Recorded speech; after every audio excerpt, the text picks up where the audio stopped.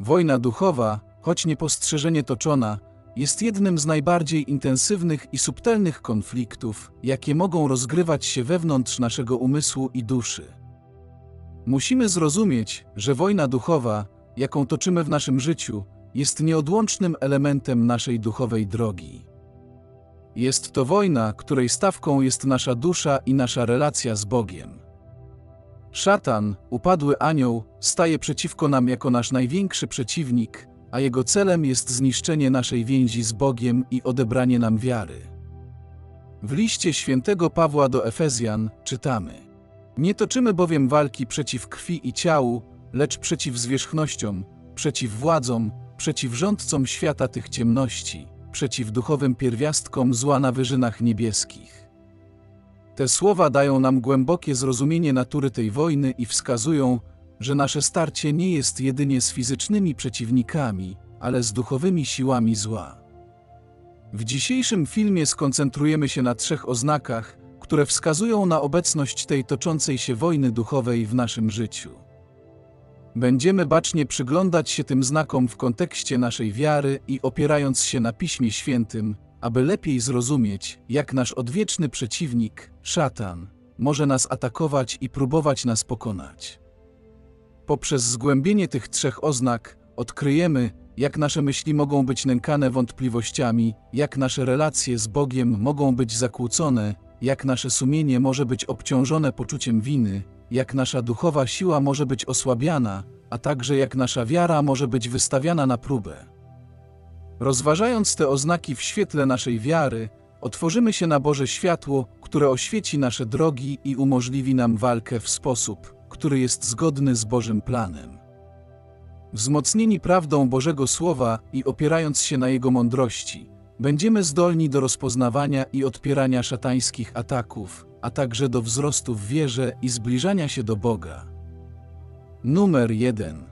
Nagły lub nadzwyczajny atak różnych kłopotów, strat i prób. Szatan, jako nasz nieprzyjaciel duchowy, nie zatrzymuje się przed atakowaniem nas w różnych sferach życia. Pierwszą oznaką, że toczymy wojnę duchową, jest nagłe lub nadzwyczajne wystąpienie różnych trudności, strat i prób. Jest to moment, w którym nasze życie może stać się polem bitwy, a nasza wiara zostaje wystawiona na próbę. Podobnie jak w historii Hioba, znajdujemy się w sytuacji, w której nagle i bez wyraźnego powodu napotykamy nieszczęścia i cierpienie. Hiob, mężny człowiek i prawy w oczach Boga, został poddany próbie przez samego szatana, który dążył do obalenia jego wiary. W wyniku tego ataku Hiob stracił swoje bogactwo, zdrowie i najbliższych krewnych. Podobnie, w naszym własnym życiu, możemy doświadczyć tego samego rodzaju prób, które wydają się być niezasłużone i niesprawiedliwe. Możemy stracić pracę, stawić czoła trudnościom finansowym, doznać utraty bliskich lub zmagać się z poważnymi problemami zdrowotnymi. Te próby nie tylko testują naszą wytrwałość, ale także mogą podważać naszą wiarę w Bożą dobroć i sprawiedliwość. Jednakże, jak Hiob, możemy w tych trudnych chwilach odnaleźć siłę i nadzieję w naszej relacji z Bogiem. Hiob, mimo wszelkich cierpień i próśb o odpowiedzi, nie utracił wiary w Boga. Wbrew wszystkiemu, pozostał oddany Bogu i wytrwał w swojej ufności. Chociaż wydawało mu się, że traci wszystko, co było mu drogie, wiedział, że Bóg zapewnia mu bezpieczeństwo pomimo wszystkich strat i trudności wokół niego. Bóg nigdy nie pozwoli wrogowi na pełną kontrolę, a szatan nie ma ostatecznego słowa nad naszym życiem. Kiedy stajemy w obliczu walki duchowej, możemy nauczyć się czerpać mądrość i siłę z historii Hioba. Możemy odnaleźć pokój i zaufanie w Bogu, nawet w obliczu najtrudniejszych prób. Przez wzmocnienie naszego zaangażowania duchowego i kontynuowanie modlitwy, możemy zyskać perspektywę Bożego planu i doświadczyć Jego błogosławieństwa nawet w najciemniejszych chwilach.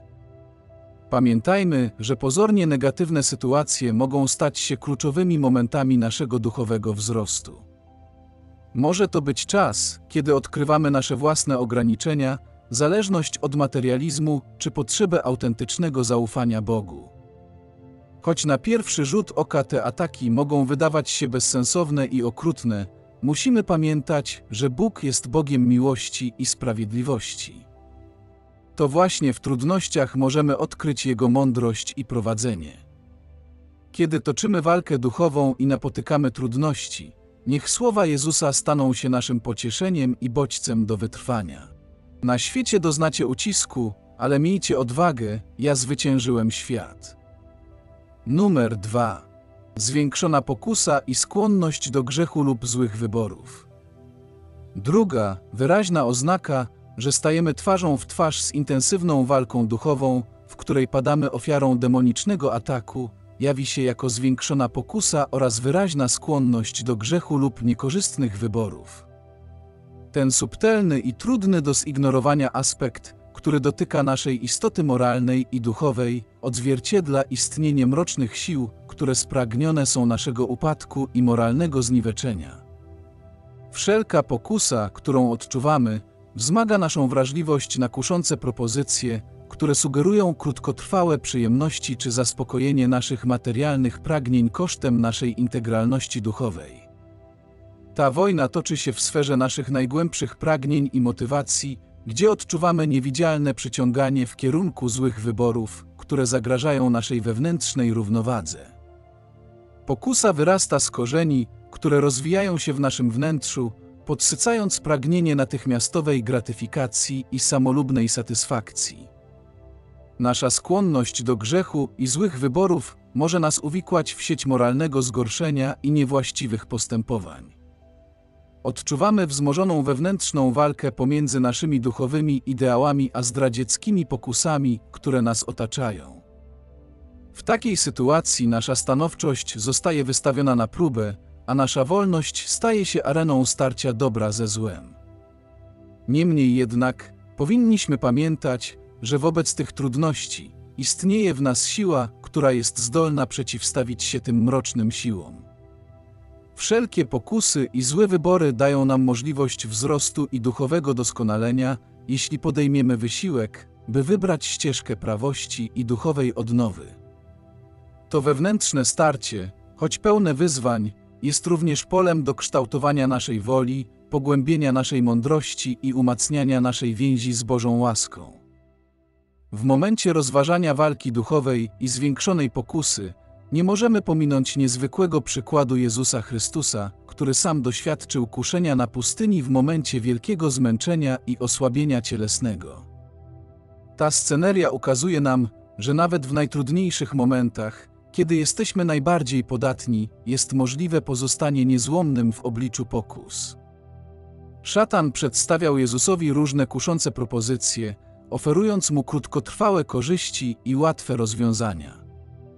Ale Jezus, w pełnej świadomości i pełnym zaufaniu do Ojca, stanął na straży swojej duchowej siły i odparł każdą pokusę. Jego odpowiedź na kuszenie była pełna mądrości, ożywczego Słowa Bożego oraz niezachwianej wiary. Jezus nie uległ pokusie, ponieważ jego serce było ukierunkowane na wypełnianiu woli Bożej i na służbę ludzkości. Był dla nas przykładem, że nawet w chwilach największego znużenia i wewnętrznego konfliktu możemy wybrać drogę moralnej siły i niezachwianej wierności naszym wartościom. Jego zwycięstwo nad pokusą na pustyni przypomina nam, że nie jesteśmy sami w naszej duchowej walce. Jezus, który sam doświadczył kuszenia, jest z nami jako nasz Odkupiciel i Przyjaciel, gotów nam pomóc. Jego moc i łaska są dla nas dostępne, abyśmy mogli odrzucić zło i wybrać dobro. W kontekście naszych własnych zmagań duchowych powinniśmy odwołać się do mądrości Jezusa i modlitwy, szukając Jego wsparcia i prowadzenia. Powinniśmy zwracać się do Niego w naszych chwilach słabości i znużenia, ufając, że Jego siła i miłość są wystarczające, abyśmy mogli pokonać każdą pokusę i złe wybory. Niech więc ta zwiększona pokusa i skłonność do grzechu staną się dla nas przypomnieniem o naszej duchowej kondycji i potrzebie kontynuowania naszej wewnętrznej walki. Niech staną się bodźcem do głębszej refleksji i wzmożonej czujności, abyśmy mogli uciec przed złem i dążyć do świętości, która jest naszym prawdziwym przeznaczeniem. Numer 3. uczucie przytłaczającej rozpaczy, ciemności i strachu. Trzecią wyraźną oznaką, że przechodzimy przez intensywną walkę duchową, będąc pod atakiem demonicznym, jest głębokie uczucie przytłaczającej rozpaczy, otaczającej ciemności i powszechnego strachu. Te niewidzialne siły, które próbują nas zniszczyć i oddzielić od źródła życia i światła, oddziałują na nasze emocje i duchową równowagę, pozostawiając nas w stanie niepewności i beznadziei. Rozpacz, jak choroba, wysysa z nas nadzieję i radość, pozostawiając nasze serca w bolesnym rozdarciu. To uczucie przytłaczającej rozpaczy przypomina nam o obecności zła w świecie i jego zdolności do głębokiego przenikania naszych dusz. Jest to jak czarna chmura, której ciężar wydaje się nie do zniesienia, odbierając nam wiarę w siebie i sens naszego istnienia. Ciemność, która nas otacza, jest jak mroczna kurtyna, utrudniająca nam dostrzeżenie promyka światła i nadziei. To uczucie wprowadza nas w stan niepokoju i dezorientacji, gdy tracimy poczucie bezpieczeństwa i klarowności. Ciemność ta, która wydaje się tak trwała i nieprzenikniona, podsyca nasze lęki i podważa naszą wiarę w Bożą obecność i opiekę. Wzrastający strach, który odczuwamy, jest jak wewnętrzne trzęsienie ziemi, które wstrząsa naszą wiarą i ufnością. Demoniczne ataki naruszają nasze poczucie bezpieczeństwa i pozostawiają nas w stanie niepewności co do przyszłości. Strach ten, wywołany przez złe duchowe wpływy, utrudnia nam podejmowanie mądrych decyzji i prowadzi nas na drogi pełne niezdrowych kompromisów.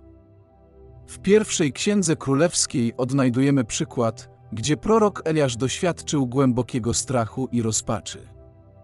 Prorok Eliasz, mężny sługa Boży, był świadkiem niezwykłych cudów i Bożego działania na rzecz swojego ludu.